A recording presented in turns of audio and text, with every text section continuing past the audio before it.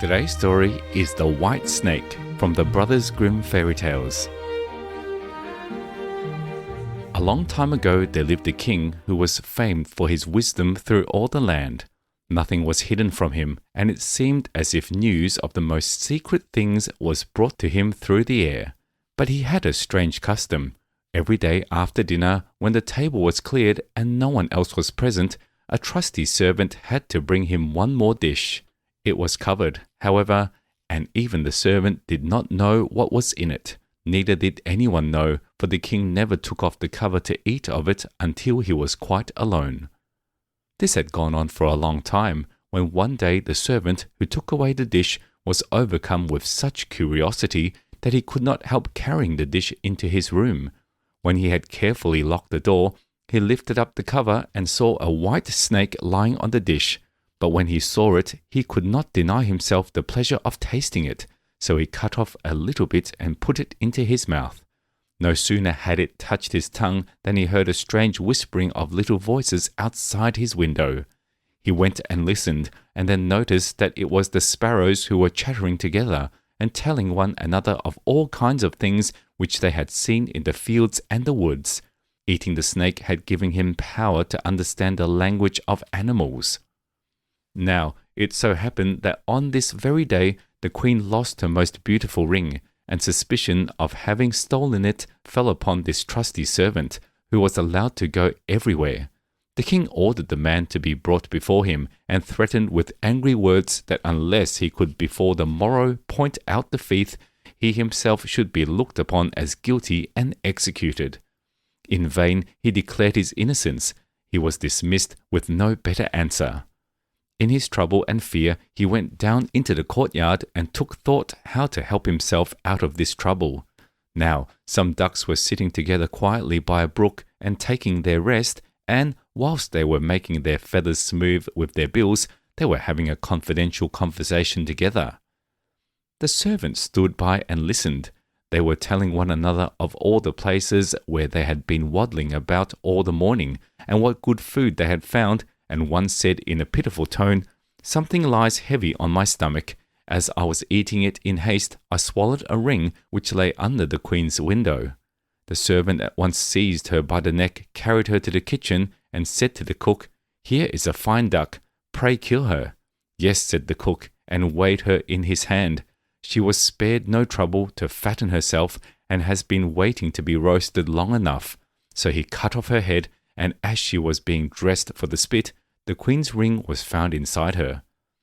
The servant could now easily prove his innocence, and the king, to make amends for the wrong, allowed him to ask a favour, and promised him the best place in the court that he could wish for. The servant refused everything, and only asked for a horse and some money for travelling, as he had a mind to see the world and go about a little. When this request was granted, he set out on his way, and one day came to a pond where he saw 3 fishes caught in the reeds and gasping for water. Now, though it is said that fishes are dumb, he heard them lamenting that they must perish so miserably, and, as he had a kind heart, he got off his horse and put the 3 prisoners back into the water. They leapt with delight, put out their heads and cried to him, "We will remember you and repay you for saving us."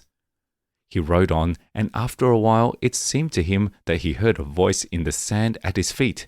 He listened and heard an ant-king complain, "Why cannot folks with their clumsy beasts keep off our bodies? That stupid horse with his heavy hoofs has been treading down my people without mercy." So he turned on to a side path, and the ant-king cried out to him, "We will remember you. One good turn deserves another." The path led him into a wood, and there he saw 2 old ravens standing by their nest and throwing out their young ones. "Out with you, you idle, good-for-nothing creatures," cried they. "We cannot find food for you any longer. You are big enough and can provide for yourselves." But the poor young ravens lay upon the ground, flapping their wings and crying, "Oh, what helpless chicks we are! We must shift for ourselves, and we cannot yet fly. What can we do but lie here and starve?" So the good young fellow alighted and killed his horse with his sword and gave it to them for food. Then they came hopping up to it, satisfied their hunger, and cried, "We will remember you. One good turn deserves another." and now he had to use his own legs, and when he had walked a long way, he came to a large city. There was a great noise and crowd in the streets, and a man rode up on horseback crying aloud, "The king's daughter wants a husband, but whoever seeks her hand must perform a hard task, and if he does not succeed, he will forfeit his life." Many had already made the attempt, but in vain. Nevertheless, when the youth saw the king's daughter, he was so overcome by her great beauty that he forgot all danger, went before the king, and declared himself a suitor. So he was led out to the sea, and a gold ring was thrown into it before his eyes. Then the king ordered him to fetch his ring up from the bottom of the sea, and added, "If you come up again without it, you will be thrown in again and again until you perish amid the waves." All the people grieved for the handsome youth. Then they went away, leaving him alone by the sea. He stood on the shore and considered what he should do, when suddenly he saw 3 fishes come swimming towards him, and they were the very fishes whose lives he had saved. The one in the middle held a mussel in its mouth, which it laid on the shore at the youth's feet, and when he had taken it up and opened it, there lay the gold ring in the shell. Full of joy, he took it to the king and expected that he would grant him the promised reward.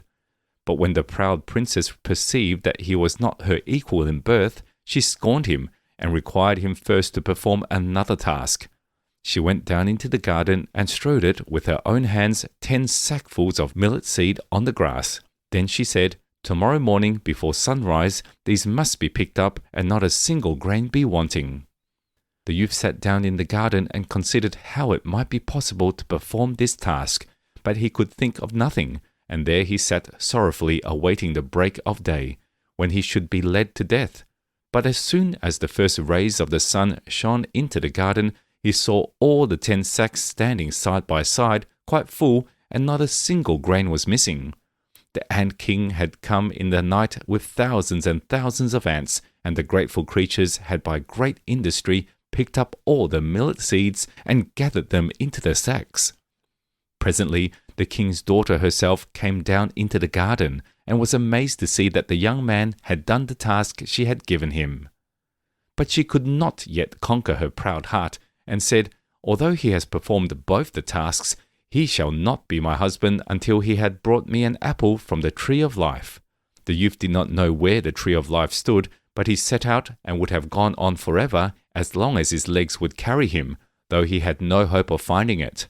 After he had wandered through 3 kingdoms, he came one evening to a wood and lay down under a tree to sleep. But he heard a rustling in the branches, and a golden apple fell into his hand. At the same time, 3 ravens flew down to him, perched themselves upon his knee, and said, "We are the 3 young ravens whom you saved from starving. When we had grown big and heard that you were seeking the golden apple, we flew over the sea to the end of the world where the tree of life stands, and have brought you the apple." The youth, full of joy, set out homewards and took the golden apple to the king's beautiful daughter, who had now no more excuses left to make. They cut the apple of life in 2 and ate it together, and then her heart became full of love for him, and they lived in undisturbed happiness to a great age. We hope you enjoyed the story. Subscribe for more. See you next time.